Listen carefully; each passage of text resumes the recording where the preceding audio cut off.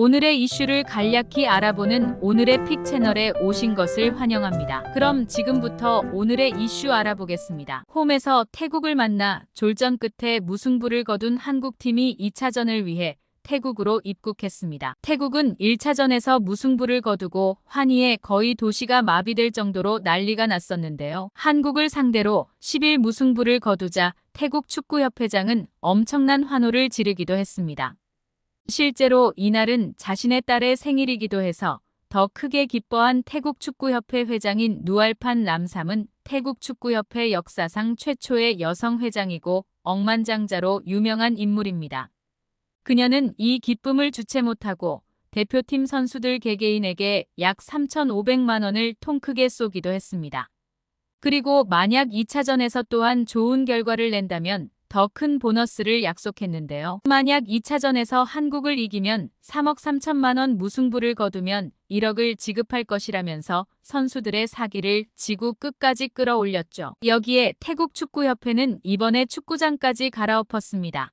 그것도 한국의 손흥민 선수 때문에 말이죠. 지난해 토트넘이 태국에 방문했을 때 폭우가 왔었고 그때 경기장이 물에 잠겨 경기가 중단된 적이 있었기에 만약 이번에도 이런 일이 발생한다면 손흥민이 다시는 태국에 오지 않을 것이다라는 걱정과 함께 잔디에 엄청난 투자를 했고 그렇게 최상의 잔디 조건을 만들어 놓기도 했습니다. 그만큼 손흥민이란 선수는 태국 선수들에게 있어 거의 우상과 다름없는 선수이기도 했는데 이런 그가 속해 있는 한국팀과 그것도 어웨이 경기에서 비겼으니 이들의 기쁨은 말로 할 수 없었겠죠. 문제는 이렇게 사기 충전해 있는 태국 대표팀과는 다르게 한국팀의 분위기는 좋지 못했다는 것이었습니다.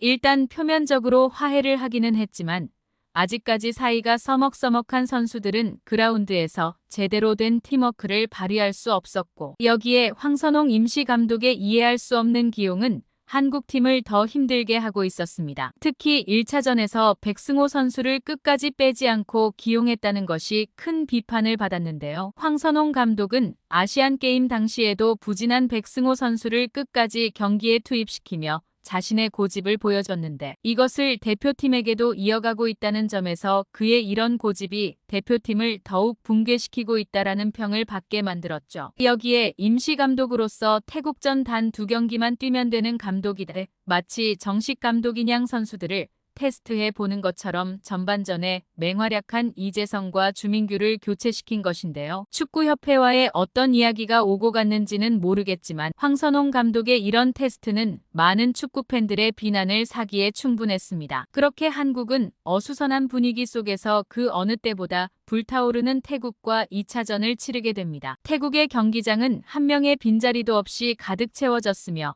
여기에 태국 축구협회 회장이 직접 경기장에 오면서 태국 선수들의 투쟁심을 끌어올려 주었습니다. 그리고 그렇게 한국과 태국의 2차전이 시작되었죠. 한국은 지난 경기와 달리 선발 명단에 변화를 주었는데요. 가장 큰 변화는 지난 1차전에서 후반 중반 이후 출전한 이강인을 선발로 기용한 것이었죠. 하지만 다소 의아한 선발 명단은 여전히 존재했습니다. 지난 경기에서 부진했던 백승호를 또다시 선발로 기용했고 마찬가지로 후반에 교체에 나오면서 별다른 활약을 보이지 않았던 조규성을 선발로 기용한 것입니다. 조규성 대신 교체 아웃된 주민규 같은 경우 전반전 뛰어난 활약을 펼쳤는데도 불구하고 이날 선발 명단에 이름을 올리지 못하며 역시나 황선홍 감독의 이유 없는 고집이 많은 팬들에게 불만을 낳게 되었죠. 여기서 우리는 조규성과 백승호의 공통점을 발견했습니다. 조규성과 백승호는 같은 시기에 전북 현대 출신이라는 사실인데요.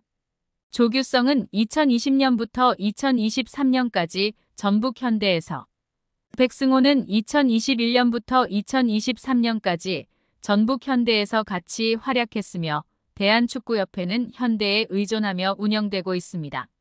심지어 정몽규는 현대가의 사람으로 전북 현대의 구단주로도 있던 경력이 확인되었습니다. 황선홍 감독은 대한축구협회의 개로서 협회의 눈치를 본 것일까요? 우리는 여러 가지 의심을 해봐야 할 때입니다. 한편 태국은 이날 역시나 좋은 기세로 전반 초반 한국을 압박하며 한국을 상대로 좋은 기회들을 여러 차례 만들었습니다. 반대로 한국 선수들은 또다시 허둥지둥하며 패스미스를 남발하고 역시나 아직까지도 손발이 맞지 않는 모습을 보여주었죠. 김영권 선수는 발이 느렸고 볼 처리가 미숙했고 황인범 역시 중앙에서 우왕좌왕하는 모습을 보여줬습니다. 양쪽 풀백인 김진수와 김문환 또한 정교하지 못한 투박한 움직임으로 대표팀의 날을 무디게 만들었으며 그렇게 전반 중반까지 졸전에 졸전을 거듭하고 있는 한국이었죠. 하지만 역시 대표팀에는 이강인 선수가 있었습니다. 인성은 바닥을 쳤지만 그와는 반대로 실력 하나만큼은 인정하지 않을 수 없었죠. 이강인 선수는 모든 선수들을 통틀어 홀로 다른 기량을 선보였고